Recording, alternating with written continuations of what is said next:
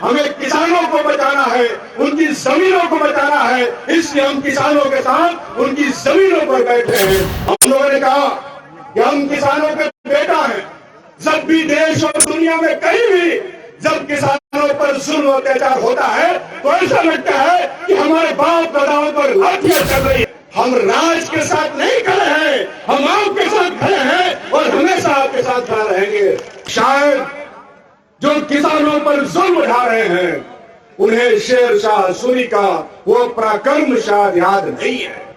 ये चौसा की धरती जिसने देश और दुनिया को एक नई दिशा दी और जिसने उस लड़ाई से बताया कि दुनिया की कोई भी ताकत, कोई भी सत्ता अस्थायी नहीं होती, हर सत्ता को उखाड़ करके फेंका जा सकता है, उसको नष्ट किया जा सकता है। हमारे बीच में चौधरी राकेश टिकैत जी हैं। हमें पता चला कि चौधरी साहब आ रहे हैं। हमारी इच्छा हुई कि उनसे मिले।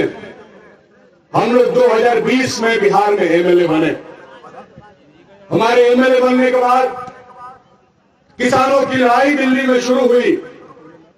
हम लोग को पता चला, हमारी पार्टी भाकपा माले ने हमारे पार्टी के तमाम विधायकों से कहा कि सभी लोग दिल्ली जाइए और विधायक बनकर के नहीं बल्कि एक आंदोलनकारी बनके, और दिल्ली में किसान आंदोलन में विधायक के पहचान से नहीं बल्कि एक आंदोलनकारी के पहचान से जाइए और जाकर के एक एक हफ्ता किसानों के साथ उनके आंदोलन में बिताइए। दोस्तों, आज ही जब मैं फेसबुक देख रहा था तो फेसबुक पुरानी यादों को ताजा करता है। ठीक 16 जनवरी 2021 को मैं दिल्ली टिकरी बॉर्डर पे गया था।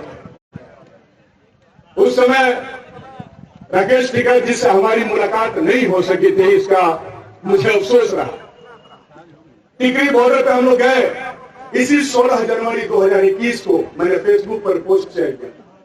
आज फेसबुक ने मुझे याद दिलाया और वहां एक सप्ताह Tikri border, Sindhu border, Ghazipur border पे हम लोग रह गए और किसानों से हमने बात किया। आपको पता, वहां पंजाब, हरियाणा, पश्चिमी उत्तर प्रदेश के किसानों से बात करते हुए हमें यह महसूस हुआ कि यदि आज जो ये लड़ाई दिल्ली में लड़ी जा रही है, अगर 2005 से पहले बिहार के किसान ये लड़ाई लड़े होते तो बिहार के किसानों की दुर्दशा नहीं होती जो आज देश में बिहार में उनकी दुर्दशा है। टिकैत साहब, बिहार में मंडी व्यवस्था नहीं है। बिहार से बाजार समितियों को खत्म कर दिया गया। एपीएमसी एक्ट को बर्बाद कर दिया गया। ये सब कुछ 2005 के बाद हुआ और हम लोग तो सच्चाई को डंडे के चोट पे कहते हैं। ये अगर उस समय बिहार के किसान लड़े होते तो बाद में दिल्ली में किसानों को 1 साल तक धरना नहीं देना पड़ता। सरकारों की हिम्मत नहीं होती मंडी व्यवस्था को खत्म करने की। दोस्तों, इसलिए अब अगर बिहार का किसान अपने जमीन, अपने जायदाद, अपनी संपत्ति और अपने अधिकारों को बचाने की लड़ रहा है तो निश्चित तौर पर इस लड़ाई का स्वागत किया जाना चाहिए। और हम अपनी लड़ाई की तरफ से राकेश टिकैत साहब का स्वागत करना चाहते हैं, अभिनंदन करना चाहते हैं कि आप जो मुहिम चला रहे हैं देश भर के किसानों को एकजुट करने का, निश्चित तौर पर यह मुहिम काबिल तारीफ है। हम सब लोग किसानों के बेटा हैं। और जब मैंने पहले भी कहा था, जिस दिन लाठीचार्ज हुआ किसानों के ऊपर, उस दिन हम लोग बरारपुर पहुंचे। हम लोगों ने कहा कि हम किसानों के बेटा हैं। जब भी देश और दुनिया में कहीं भी जब किसानों पर जुल्म अत्याचार होता है तो ऐसा लगता है कि हमारे बाप दादाओं पर लाठियां चल रही है और हम खुद को रोक नहीं पाते हैं। हम वहां पहुंचते हैं क्योंकि हम जनता के साथ खड़े। हमारी प्रतिबद्धताएं जनता के साथ खड़ी है।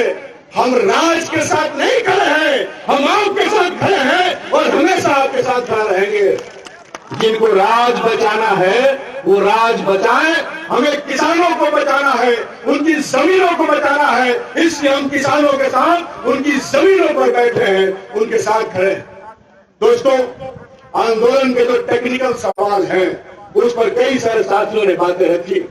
MBR में क्या हुआ, 13 का पैसा 23 में दिया जा रहा है, सारी बातें हुई हैं। इस पर टिकैत साहब भी कहेंगे और हम लोग तो रोज इस बात को कहते आ रहे हैं। लेकिन हम लोग ये बात जानते हैं, हम जानते हैं कि 90 दिनों से लोग क्यों नहीं धरना में आ रहे थे, ये आप भी जानते हैं। और ये बात खुल करके होनी चाहिए कि यहाँ के लोग जो जनप्रतिनिधि हैं वो किस तरीके से जा करके SJVN के साथ साठगांठ करके मलाई चाल रहे हैं। वो कई सभी किसानों के साथ खड़े नहीं हुए। बात होनी चाहिए निश्चित तौर पर। केंद्र सरकार की परियोजना है, केंद्र सरकार की जिम्मेदारी है। केंद्र सरकार के कबीले के एक मंत्री यहाँ के सांसद हैं, इसके पहले भी मंत्री थे, आज भी मंत्री हैं। आपको बताना चाहिए ये SJVN का एम्बुलेंस क्या हुआ, कुछ जिसको भागलपुर भेज दिया गया, SJVN ने किस आधार पर सांसद कोटे में एम्बुलेंस दिया, इसका हिसाब आपको देना चाहिए।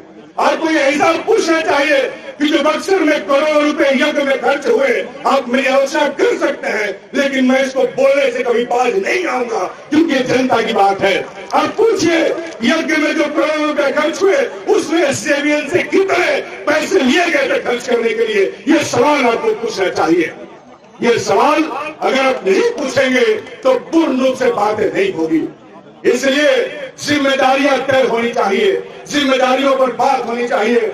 हम आपके साथ खड़े हैं, पहले दिन से आपके आंदोलन के साथ खड़े हैं और आज भी इस बात को कहने के लिए आए हैं कि जब तक ये आंदोलन चलेगा हम आपके आंदोलन के साथ खड़े रहेंगे और हम उम्मीद करेंगे कि आपका ये आंदोलन आगे चलेगा, किसानों को उनका अधिकार मिले, किसानों को उचित मुआवजा मिले।